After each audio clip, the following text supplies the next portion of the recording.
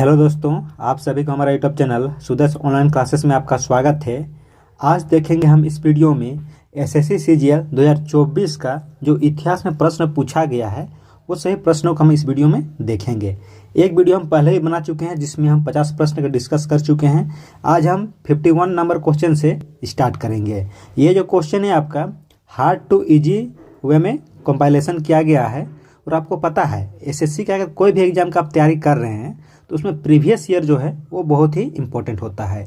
इसलिए अगर आप 2025 का किसी भी एग्जाम का तैयारी कर रहे हैं एसएससी का तो प्रीवियस 4 साल यानी कि 24, 23, 22, 21 तक आपको जीएस का सभी प्रश्न, चाहे वो सीएचएसएल का हो, सीजीएल का हो, सीपीओ का हो, वो सब अगर आप देख लेते हैं तो आप अच्छा से अच्छा मार्क्स ला सकते हैं जीके में। ठीक है, तो प्रीवियस ईयर को आप अच्छा से कंप्लीट कर ले। और आपका अगर बुक वुक नहीं है तो आप इस चैनल में नए हैं तो चैनल को सब्सक्राइब कर लीजिएगा। यहाँ आपको सभी ईयर का आपको प्रीवियस ईयर जीएस क्वेश्चन इसमें दिया जाएगा।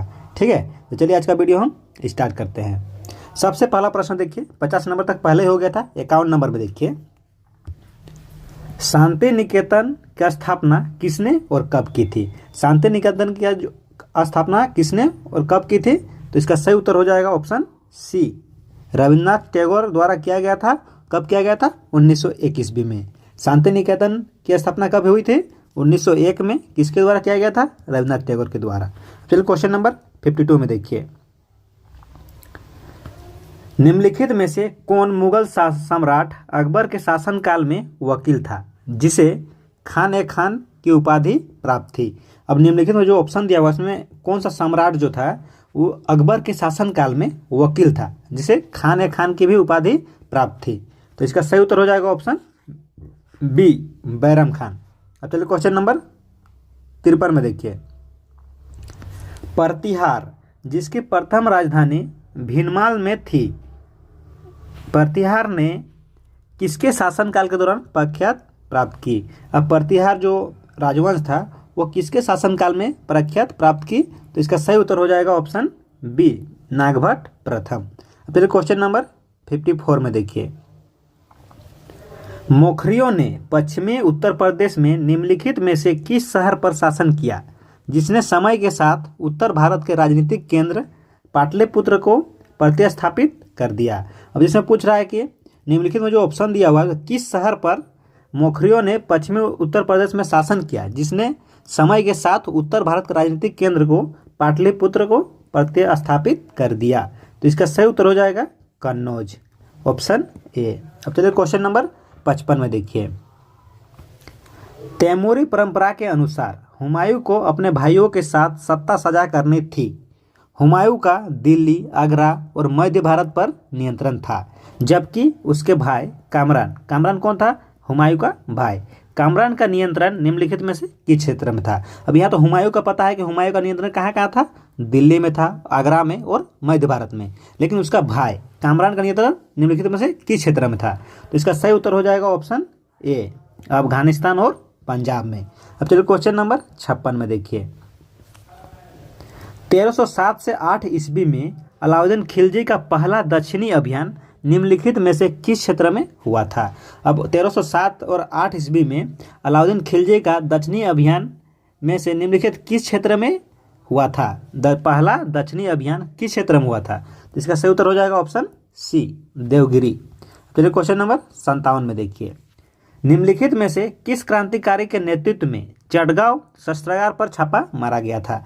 अब जो ऑप्शन दिया उसमें पूछा किस क्रांतिकारी के नेतृत्व में चटगांव शस्त्रागार पर छापा मारा गया था? तो इसका सही उत्तर हो जाएगा ऑप्शन ए, सूर्य सेन।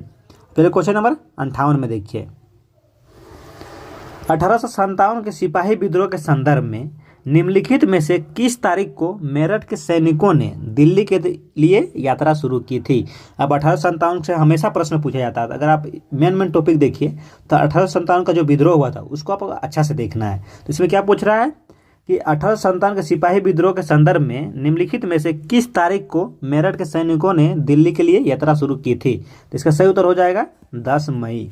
चलिए क्वेश्चन नंबर 59 में देखिए, निम्नलिखित में से कौन सा जानवर चोल राजवंश का प्रतीक था? अब जो चोल राजवंश था अब उसका राजवंश की प्रतीक कौन सा जानवर था? तो इसका सही उत्तर हो जाएगा ऑप्शन डी, बाघ। तो क्वेश्चन नंबर 60 में देखिए, ईश्वर चंद्र विद्यासागर के संदर्भ में निम्नलिखित में से कथनों पर विचार करें। अब ईश्वर चंद्र विद्यासागर के बारे में यहाँ आपको देखना है कि कौन सा कथन सही है। तो पहला है, उन्होंने बाल विवाह और बहु विवाह का विरोध किया। दूसरा है, उनके प्रयासों के कारण पहला हिंदू विधवा पुनर्विवाह अधिनियम 1856 पेश किया गया था। तीसरा है, वह मुख्य रूप से फारसी भाषा में अपनी विविधता के लिए जाने जाते थे। तो इसका सही उत्तर जो होगा वो होगा आपका ऑप्शन सी, क्योंकि ए और बी जो है आपका सही है, लेकिन सी आपका गलत है। ईश्वर चंद्र जो है उन्होंने बाल विवाह और बहु विवाह का विरोध किया था, ये सही है। फिर आपका उसके प्रयासों के कारण ही पहला हिंदू विधवा अधिनियम 1856 में, ये क्वेश्चन पूछा जाता है और एसएससी में पूछा गया कि पहला हिंदू विधवा पुनर्अधिनियम कब पेश किया गया था, तो क्या हो जाता है 1856। तो ये जो दोनों जो है वह सही है, इसलिए आंसर क्या हो जाएगा ऑप्शन सी, ए और बी। चलिए क्वेश्चन नंबर 61 में देखिए, पांड्य साम्राज्य का उल्लेख सबसे पहले मेगास्थनीज ने किया था, जिसने कहा था कि उनका साम्राज्य मोतियों के लिए प्रसिद्ध था, उनकी राजधानी थी। अब पांड्य साम्राज्य का जो है राजधानी पूछ रहा है। पांड्य साम्राज्य का सबसे पहले आपको उल्लेख सबसे पहले कौन किया था, तो मेगास्थनीज ने किया था, जिसने कहा था कि साम्राज्य जो था पांड्य साम्राज्य वो मोतियों के लिए प्रसिद्ध था, तो उनकी राजधानी क्या थी। तो इसका सही उत्तर हो जाएगा ऑप्शन सी, मदुरई। अब चलिए क्वेश्चन नंबर 62 में देखिए, निम्नलिखित में से किसने सहायक गठबंधन प्रणाली तैयार की। अब जो ऑप्शन दिया उसमें पूछ रहा है निम्नलिखित में से किसने सहायक गठबंधन की प्रणाली तैयार की, तो इसका सही उत्तर हो जाएगा ऑप्शन बी, लॉर्ड वेलेस्ली। अब चलिए क्वेश्चन नंबर 63 में देखिए आगे, निम्नलिखित में से कौन सा नाटक हर्षवर्धन द्वारा नहीं लिखा गया था। अब जो ऑप्शन दिया उसमें पूछ रहा है कि हर्षवर्धन द्वारा कौन सा नाटक नहीं लिखा गया था, रत्नावली, नागानंद, विक्रमो और श्याम प्रियदर्शिका। तो इसका ऑप्शन सी जो है इसका सही उत्तर हो जाएगा, क्योंकि ये तीनों जो लिखा गया था इसका एक शॉर्ट फॉर्म होता है PNR, P for Priyadarshika, N for Naganand और R फॉर रत्नावली। तो हर्षवर्धन के बारे में अगर पूछा जाएगा तो ये PNR आपको याद रखना है। चलिए क्वेश्चन नंबर 64 में देखिए, गयास-उद-दीन बलबन ने एक किस विभाग की स्थापना करवाई थी जिसे दीवान अर्ज कहा जाता है। अब जो गयास-उद-दीन बलबन थे वो किस विभाग का स्थापना करवाए थे, और उनका वो जो है वो दीवान अर्ज के नाम से भी जाना जाता था या कहा जाता था। तो इसका सही उत्तर हो जाएगा ऑप्शन फर्स्ट, सैन्य विभाग का स्थापना कौन कराया था, तो गयास-उद-दीन बलबन, और इसको दीवान ए अर्ज भी कहा जाता था। चलिए क्वेश्चन नंबर 65 में देखिए, विधवा पुनर्विवाह का समर्थन करने के लिए 1856 में ब्रिटिश सरकार द्वारा पारित कानून का सुझाव किसने पेश किया था। अभी थोड़ी देर पहले क्वेश्चन था, आपको बताए थे ईश्वर चंद्र विद्यासागर के बारे में। यहाँ से प्रश्न हमेशा पूछता है विधवा पुनर्विवाह का समर्थन कौन सा ईयर किया गया था, तो 1856 में, और किसके सुझाव देने पर यह पारित किया गया था। तो इसका सही उत्तर हो जाएगा ऑप्शन डी, ईश्वर चंद्र विद्यासागर। तो क्वेश्चन नंबर 66 में देखिए, कृषि को बढ़ावा देने के लिए मोहम्मद तुगलक ने निम्नलिखित में से कौन से एक नए मंत्रालय की स्थापना की थी। अब मोहम्मद तुगलक ये थे, वो कृषि को बढ़ावा देने के लिए कौन सा मंत्रालय की स्थापना की थी। तो इसका सही उत्तर हो जाएगा ऑप्शन सी, दीवान ए आमिर ए कोही। क्या हो जाएगा, नया मंत्रालय का नाम क्या था, दीवान ए आमिर ए कोही। किसके द्वारा बनाया गया, स्थापना किया गया था, तो मोहम्मद तुगलक द्वारा। अब चलिए क्वेश्चन नंबर 67 में देखिए, गो शब्द जिसका अर्थ गाय है से बहुत सारे शब्द व्युत्पन्न हुए हैं। अब जो गो शब्द है उससे बहुत सारे शब्द जो है वो व्युत्पन्न हुए हैं। वैदिक काल में एक धनी व्यक्ति को क्या कहा जाता था, तो इसका सही उत्तर हो जाता है ऑप्शन बी, गोमत। तो क्वेश्चन नंबर 68 में देखिए, मत विलास प्रहसन के रचयिता महेंद्र वर्मन निम्नलिखित में से किस शासक राजवंश से संबंधित है। यह प्रश्न 2024 में 2 बार पूछा गया। इससे पहले वाला वीडियो अगर आप नहीं देखे हैं तो वहाँ आप देख सकते हैं, जो हार्ड क्वेश्चन 50 क्वेश्चन दिया गया था। हार्ड कहने का मतलब है कि बहुत, जिसमें बच्चा बहुत ही कम अटेम्प्ट किया था उसी को हार्ड मान के उसको कंपाइलेशन किया गया है। तो इसका सही उत्तर क्या हो जाएगा, पल्लव। महेंद्र वर्मन प्रथम जो है वह किस राजवंश के शासक थे, तो पल्लव राजवंश के। चलिए क्वेश्चन नंबर 69 में देखिए, भारत में 1792 में निम्नलिखित में से किस गवर्नर जनरल के द्वारा दारोगा प्रणाली शुरू की गई थी। अब भारत में 1792 ईस्वी में निम्नलिखित में से किस गवर्नर द्वारा दारोगा प्रणाली की शुरुआत की गई थी। तो इसका सही उत्तर हो जाएगा ऑप्शन डी, लॉर्ड कॉर्नवालिस। चलिए क्वेश्चन नंबर 70 में देखिए, निम्नलिखित में से किसने 1814 में आत्मीय सभा की स्थापना की। ब्रह्म समाज हो गया, प्रार्थना समाज हो गया, शोधक समाज हो गया, ये सब इंपॉर्टेंट समाज है। तो ये सब सभा जो है इसका कौन किया था, कब किया था, ये सब आज आपको अच्छा से देख लेना है। तो क्वेश्चन नंबर 70 में क्या पूछ रहा है, किसने 1814 में आत्मीय सभा की स्थापना की। इसका सही उत्तर हो जाएगा राजा राम मोहन राय। चलिए क्वेश्चन नंबर 71 में देखिए, सिद्धू कान्हू निम्नलिखित में से कौन से आदिवासी विद्रोह के नेता थे। अब सिद्धू कान्हू जो है झारखंड का एक बहुत ही बड़ा विद्रोह कहा जाता है, संथाल विद्रोह, उसी का नेतृत्व करता सिद्धू कान्हू थे। चलिए क्वेश्चन नंबर 72 में देखिए, निम्नलिखित में से अशोक के किस प्रमुख शिलालेख में कलिंग युद्ध का उल्लेख किया गया है। अब जो ऑप्शन दिया उसमें पूछ रहा है अशोक के किस शिलालेख में कलिंग युद्ध का उल्लेख किया गया है। तो इसका आपको सही उत्तर क्या हो जाएगा 13वां। ये क्वेश्चन रेलवे हो, एसएससी हो या कोई भी स्टेट एग्जाम हो, इसका फेवरेट क्वेश्चन है, बार बार ये क्वेश्चन आपको देखने को मिलेगा कलिंग युद्ध के बारे में। तो कौन सा शिलालेख लगेगा 13वें शिलालेख में। फिर क्वेश्चन नंबर 73 में देखिए, निम्नलिखित में से किसने नील दर्पण नाटक लिखा। अब नील दर्पण नाटक जो है वो किसके द्वारा लिखा गया था। तो इसका सही उत्तर हो जाएगा ऑप्शन सी, दीनबंधु मित्र। फिर क्वेश्चन नंबर 74 में देखिए, 1875 में न्यूयॉर्क में थियोसॉफिकल सोसाइटी की स्थापना किसने की थी। अब 1875 में न्यूयॉर्क में थियोसॉफिकल सोसाइटी की स्थापना किसने की थी। तो ऑप्शन बी जो इसका सही उत्तर हो जाएगा। कौन क्या था, मैडम HP ब्लावात्स्की और कर्नल ओलकर द्वारा जो है 1875 ईस्वी में थियोसॉफिकल सोसाइटी का स्थापना किया गया था। फिर क्वेश्चन नंबर 75 में देखिए, निम्नलिखित में से किस युद्ध को भारत में ब्रिटिश राज की औपचारिक शुरुआत माना जाता है। निम्नलिखित में से किस युद्ध को भारत में ब्रिटिश राज की औपचारिक शुरुआत माना जाता है। तो इसका सही उत्तर हो जाएगा ऑप्शन सी, प्लासी का युद्ध। चलिए क्वेश्चन नंबर 76 में देखिए, निम्नलिखित में से किस वर्ष में अस्थाई बंदोबस्त लागू किया गया था।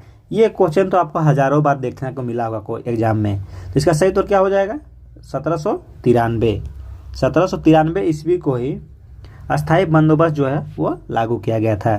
चलिए क्वेश्चन नंबर 77 में देखिए, निम्नलिखित मौर्य राजाओं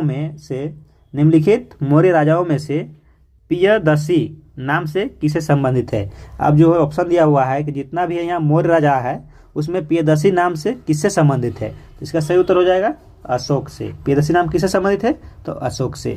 अब चलिए क्वेश्चन नंबर 78 में देखिए, निम्नलिखित में से किसने 8वीं शताब्दी ईस्वी में पाल वंश की स्थापना की थी। जितना भी इम्पोर्टेंट वंश है उसका स्थापना आपको याद रखना है कि कौन किया था, उसका राजधानी क्या था।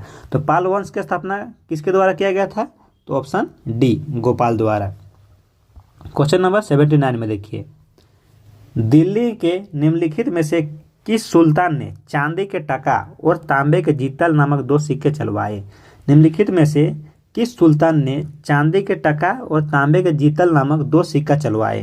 तो इसका सही उत्तर हो जाएगा ऑप्शन बी, इल्तुतमिश ने करवाए थे। ये जो क्वेश्चन भी है बार बार एसएससी में पूछा गया है। चलिए क्वेश्चन नंबर 80 में देखिए, ब्रिटिश भारत के निम्नलिखित संस्थाओं का उनके संबंधित संस्थापकों के साथ मिलान कीजिए। अब जो ऑप्शन दिया हुआ है इसमें पूछ रहा है कि जो संस्थान था और कौन उसका संस्थापक थे उसको मिलान करना है। सबसे पहले देखिए बंगाल की एशियाटिक सोसाइटी, ये किसके द्वारा किया गया था स्थापना। तो ये हो जाएगा सर विलियम जोन्स के द्वारा। फिर देखिए बनारस संस्कृत कॉलेज किसके द्वारा किया गया था। तो जोनाथन डंकन के द्वारा। फिर देखिए पोर्ट विलियम किसके द्वारा किया गया था। इसका सही उत्तर हो जाएगा यहाँ पे देखिए सेकेंड में लॉर्ड वेलेस्ली। कोलकाता मदरसा तो आपको पता ही होगा, वारन हंसिंग द्वारा किया गया था। इसीलिए इसका सही उत्तर जो होगा वो होगा आपका ऑप्शन सी। ठीक है, अब चलिए नेक्स्ट प्रश्न है हमारा क्वेश्चन नंबर 81। क्वेश्चन 81 देखिए, ब्रिटिश भारत में बेलूर मठ की स्थापना निम्नलिखित में से किस समाज सुधारक द्वारा की गई थी। अब बेलूर मठ की स्थापना किस समाज सुधारक द्वारा की गई थी। इसका सही उत्तर हो जाएगा ऑप्शन बी स्वामी विवेकानंद। चलिए क्वेश्चन नंबर 82 में देखिए, निम्नलिखित में से किन राजवंशों के बीच कन्नौज पर शासन करने के लिए त्रिपक्षीय संघर्ष हुआ था। अब जो ऑप्शन है उसमें पूछा किस राजवंशों के बीच में कन्नौज पर शासन करने के लिए त्रिपक्षीय संघर्ष हुआ था, तो इसका ऑप्शन सी जो है आपका करेक्ट आंसर हो जाएगा। इसमें त्रिपक्षीय संघर्ष करने का मतलब इसमें 3 राजवंश के बीच कन्नौज पर शासन करने के लिए संघर्ष हुआ था। तो कौन था? प्रतिहार, राष्ट्रकूट और पाल। प्रतिहार, राष्ट्रकूट और पाल के द्वारा त्रिपक्षीय संघर्ष किया गया था। किसके लिए? कन्नौज के लिए। चलिए क्वेश्चन नंबर 83 में देखिए, भारत के निम्नलिखित में से किस नेता द्वारा एक स्वैच्छिक संगठन खुदाई खिदमतगार स्थापित किया गया था।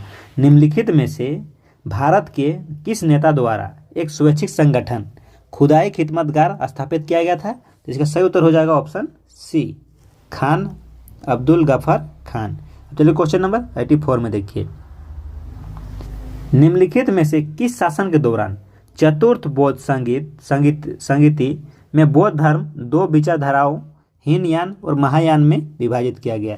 अब किस शासन के दौरान? अब चतुर्थ बौद्ध संगीत जो है वो कुषाण के हुआ था, कुषाण के समय। ठीक है, कौन था तभी? कनिष्क। कनिष्क जो था, कनिष्क राजा के समय में 4th बौद्ध काउंसिल हुआ था और उसी में बौद्ध धर्म जो है वो हीनयान और महायान में विभाजित किया गया था। और जो कनिष्क थे वो कौन सा शासन के थे? तो कुषाण शासक के।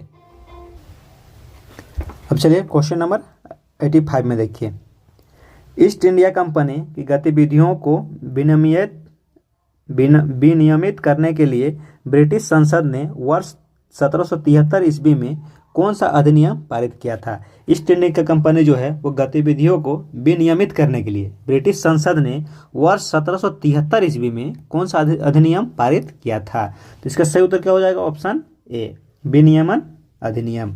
चलिए क्वेश्चन नंबर 86 में देखिए, निम्नलिखित में से कौन सा दल भारतीय राष्ट्रीय आंदोलन के दौरान संत फ्रांसिस्को संयुक्त राज्य अमेरिका में शुरू किया गया था या की गई थी, तो इसका सही उत्तर हो जाएगा ऑप्शन बी गद्दार पार्टी जो है वो भारतीय राष्ट्रीय आंदोलन के दौरान संत फ्रांसिस्को और संयुक्त राज्य अमेरिका में शुरू किया गया था। अब चलिए क्वेश्चन नंबर 87 में देखिए, सुदर्शन झील का विवरण गिरनार यानी जूनागढ़ के एक शिलालेख में उल्लिखित है जिसकी रचना शक शासक की उपलब्धियों को दर्ज करने के लिए की गई थी। इसका सही उत्तर हो जाएगा कौन सा शक शासक? तो रुद्र दामन प्रथम। तो कौन सा झील में?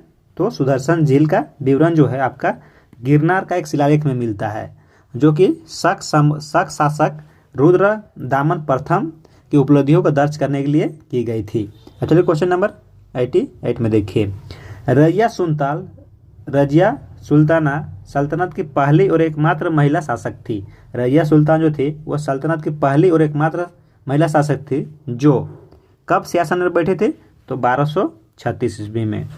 चलिए क्वेश्चन नंबर 89 में देखिए, निम्नलिखित में से किस युद्ध को गौर के मुहम्मद या मुहम्मद ऑफ गौर ने 1194 ईस्वी में गढ़वाल वंश के जयचंद को हराया था, तो इसका सही उत्तर हो जाएगा ऑप्शन सी चंदवार का युद्ध। इसमें 3 युद्ध जो है वो बहुत ही इंपॉर्टेंट होता है।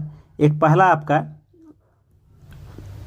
तराइन का युद्ध जो आपका हुआ था 1191 में, तराइन का दूसरा युद्ध हुआ था 1192 में, और आपका तीसरा जो है 1194 ईस्वी में चंदवार का युद्ध हुआ था। ठीक है, जिसमें मोहम्मद गौरी जो है वो यहाँ पे 1194 में चंदवार का युद्ध जो किया था वह जयचंद के साथ किया था। ठीक है, चलिए क्वेश्चन नंबर 90 में देखिए, क्वेश्चन नंबर 90 है हमारा, पठानों के बीच एक अहिंसात्मक आंदोलन खुदाई खिदमतगार की शुरुआत किसके द्वारा की गई थी। ये क्वेश्चन दोबारा पूछा गया है। ठीक है, इसका सही उत्तर क्या हो जाएगा? Option A Khan Abdul Gaffar Khan. अब चलिए क्वेश्चन नंबर 91 में देखिए, क्वेश्चन नंबर 91 हमारा, पुलकेशिन द्वितीय ने उत्तर भारत के निम्नलिखित में से किस शासक को पराजित करने के बाद दक्षिण पथेश्वर दक्षिण के स्वामी की उपाधि धारण की। पुलकेशिन द्वितीय जो है उत्तर भारत के निम्नलिखित किस शासक को पराजित करने के बाद दक्षिण पथेश्वर यानी कि दक्षिण का स्वामी की उपाधि धारण की, तो इसका सही उत्तर हो जाएगा ऑप्शन डी हर्षवर्धन। चलिए क्वेश्चन नंबर 92 में देखिए, एलोरा का भव्य कैलाश मंदिर किस राष्ट्रकूट राजा के शासनकाल के दौरान बनाया गया था। अब एलोरा का जो भव्य कैलाश मंदिर है वह किस राष्ट्रकूट राजा के शासनकाल के दौरान बनाया गया था? इसका सही उत्तर हो जाएगा ऑप्शन डी, कृष्ण प्रथम के द्वारा शासनकाल में बनाया गया था। क्वेश्चन नंबर 93 में देखिए, वर्ष 1791 ईस्वी में हिंदू कॉलेज की स्थापना कहाँ की गई थी? वर्ष 1791 में हिंदू कॉलेज की स्थापना कहाँ की गई थी? इसका सही उत्तर हो जाएगा ऑप्शन ए, बनारस में। अब चलिए क्वेश्चन नंबर 94 में देखिए, 1924 में आयोजित भारतीय राष्ट्रीय कांग्रेस के बेलगांव अधिवेशन के अध्यक्ष निम्नलिखित में से कौन थे? तो इसका सही उत्तर हो जाएगा ऑप्शन ए, महात्मा गांधी। महात्मा गांधी जो थे भारतीय राष्ट्रीय कांग्रेस का एकमात्र अधिवेशन का अध्यक्षता की थे, और कौन सा किए थे? 1924 का बेलगांव अधिवेशन। अब चलिए क्वेश्चन नंबर 95 में देखिए, निम्नलिखित में से स्वतंत्रता सेनानियों में से किसे देश बंधु के नाम से भी जाना जाता है? अब जो ऑप्शन दिया हुआ है स्वतंत्रता सेनानियों का, अभी किन्हें देश बंधु के नाम से भी जाना जाता है? तो इसका सही उत्तर हो जाएगा ऑप्शन डी, चित्तरंजन दास। चलिए क्वेश्चन नंबर 96 में देखिए, भारत में मुगल राजवंश के संस्थापक बाबर का वास्तविक नाम क्या था? अब भारत के मुगल राजवंश के संस्थापक जो बाबर हैं उसका वास्तविक नाम क्या था? तो ऑप्शन डी इसका सही उत्तर हो जाएगा, जहीरुद्दीन मोहम्मद। बाबर का वास्तविक नाम क्या था? जहीरुद्दीन मोहम्मद। चलिए क्वेश्चन नंबर 97 में देखिए, भारतीय राष्ट्रीय कांग्रेस के अध्यक्ष होने के नाते निम्नलिखित में से किसने 1929 में ब्रिटिश राज से पूर्ण स्वतंत्रता का आह्वान किया था? तो इसका सही उत्तर हो जाएगा ऑप्शन सी, जवाहरलाल नेहरू जो थे 1929 में ब्रिटिश राज से पूर्ण स्वतंत्रता का आह्वान किया था। चलिए क्वेश्चन नंबर 98 में देखिए, चंदेरी के मेदिनी राय, मेवात के हसन खान और महमूद लोदी निम्नलिखित में से किस मुगल शासक के खिलाफ लड़ने के लिए अपनी सेना सहित राणा सांगा के साथ मिल गए थे? तो इसका सही उत्तर हो जाएगा ऑप्शन सी, बाबर के साथ लड़ने के लिए चंदेरी की मेदिनी राय, मेवात के हसन खान और मोहम्मद लोदी जो है वो उसके सेना, तीनों की सेना मिलकर इसके साथ राणा सांगा के सभी साथ मिलकर जो है वो बाबर के साथ लड़ने के लिए अपनी सेना का मतलब कॉम्बिनेशन किए थे। चलिए क्वेश्चन नंबर 99 में देखिए, 12 मार्च 1930 को जब महात्मा गांधी ने दांडी मार्च शुरू किया था तब भारत का वायसराय कौन थे? अब 1930 में भारत का वायसराय कौन थे? तो लॉर्ड इरविन। अब देखिए आप क्वेश्चन नंबर 100 में, मतलब लास्ट क्वेश्चन आज का है, निम्नलिखित में से कौन दिल्ली सल्तनत का अंतिम सुल्तान था? निम्नलिखित में कौन जो है वह दिल्ली सल्तनत का अंतिम सुल्तान था? तो इसका सही उत्तर हो जाएगा ऑप्शन ए, इब्राहिम लोदी। तो ये आज का अंतिम प्रश्न है। नेक्स्ट वीडियो में फिर 50 क्वेश्चन देखेंगे। फर्स्ट वीडियो अगर नहीं देखें तो वहाँ से 50 प्रश्न देख सकते हैं। आज 50 प्रश्न हो गया तो आपका 100 टोटल आपका जो है इंपॉर्टेंट क्वेश्चन जो आपका आया हुआ है 2024 में वो आपका यहाँ से कंप्लीट हो गया। और अगर वीडियो अच्छा लगता है तो लाइक करें, कमेंट करें, और चैनल में नए तो चैनल को सब्सक्राइब अवश्य कर लीजिएगा, क्योंकि इस चैनल में आपको प्रीवियस क्वेश्चन एसएससी से संबंधित जितना भी एग्जाम है, CHSL, CGL, MTS, CPO, phase 12 जितना भी है सबका आपको यहाँ प्रीवियस क्वेश्चन दिया जाएगा। चलिए मिलते हैं नेक्स्ट वीडियो में, तब तक के लिए धन्यवाद।